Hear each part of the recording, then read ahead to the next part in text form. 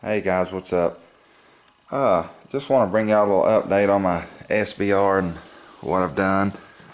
Been using it for a little while now and kind of seeing what works for me and what doesn't work. And started out, I had the Comp 3 on there with the 2 MOA dot, which is an awesome red dot. Love it a lot. But the thing that I run into on this gun was I come out with a gun that was supposed to be short, small, light, really quick, and I ended up with that big old sight on there, the Voltor stock that was on it, and the light that I had was the Mini Scout. You know, it was a good small light, and I liked it a lot. The things I run into was, one, my two primary guns, which is my 14.5 gun and my SBR.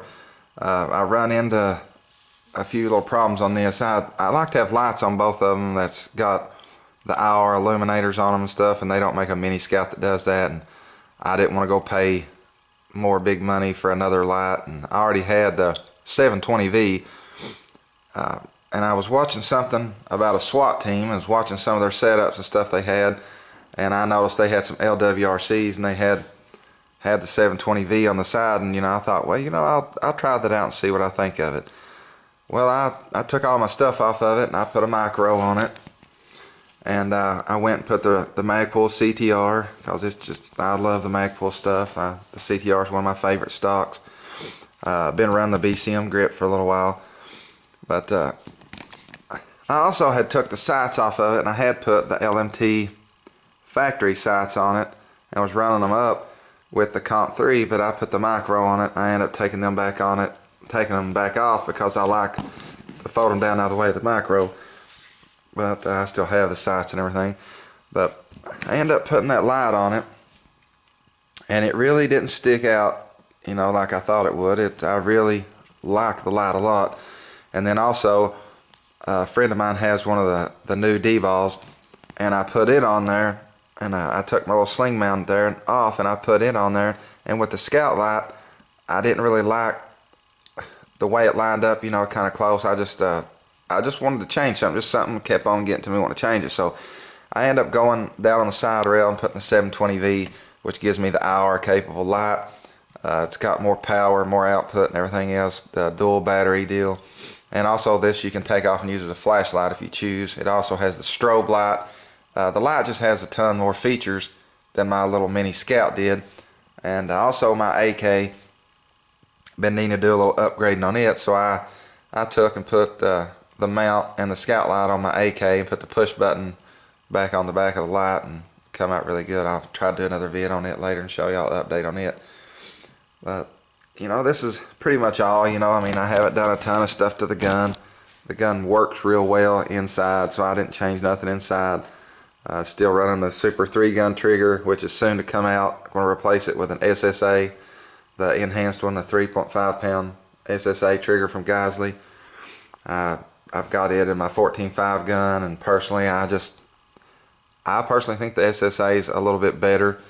I noticed that sometimes if you shoot the M855 green tip stuff, the primer's a little harder. It takes a little harder hit to set it off, I believe. And on a 3-gun trigger, if you'll notice, every once in a while you'll get a little bit of a light primer strike. You'll see where it's hit, but it's not set off.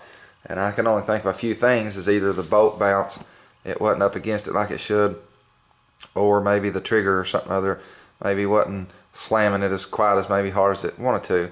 A friend of mine says that he thought it was the trigger because he said he had the same problem, and he said he put the 4.5 pound spring on his trigger, which is just for the trigger pull, and he says that it changed it. So I might try my higher poundage trigger pull spring on it, which is also something Geisley told me to do. They told me that most people like the 4.5 one better than that for the type of rounds and stuff I'm shooting there.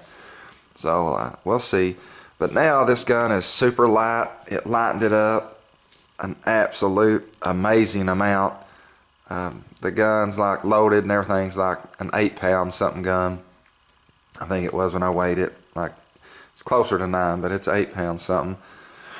Also, if you guys watch anything about TC Armory, on YouTube. They do a lot of Cerakoting. They do a really good job. I'm going to take the gun. I'm going to send it out to them just as soon as I get the money up and can ship it out. I'm going to have the upper and lower receiver flat dark earth color. I'm also going to have the barrel flat dark earth, and I think I'm going to send my mount and my aim point to them and let them FDE that. I might leave like all the stuff like the forward assist, the cover there, safeties, the little pieces. I might send them to them, but let them coat them black. That way they're coated too, good looking color stuff. I might leave the tube the same color, or I might go black or FDE with it. I'm not for sure. My suppressor, my stamp should be here any day. That's a TZ bought his suppressor, I think maybe two weeks ahead of me. He got his a week ago.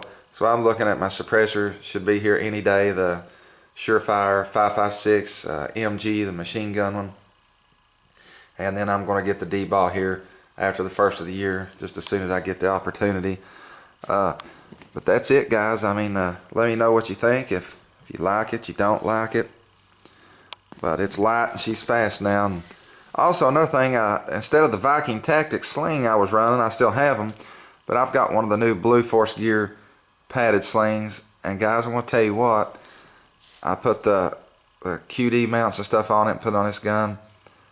The where it doesn't have a tail, man, it's so much more peaceful and easy to wear. When you wear the VTAC sling, if you want all the adjustability, you got that tail hanging to get all the adjustability you want, which is aggravating sometimes to me. And the Blue Force Gear does not have the tail. It's just got the little thing out there that you grab and pull and adjust it. And I put it on there. I like it a lot. So if any of you guys looking for a good sling, you should try the Blue Force Gear. But right there she is. And let me know what you guys think. Thanks.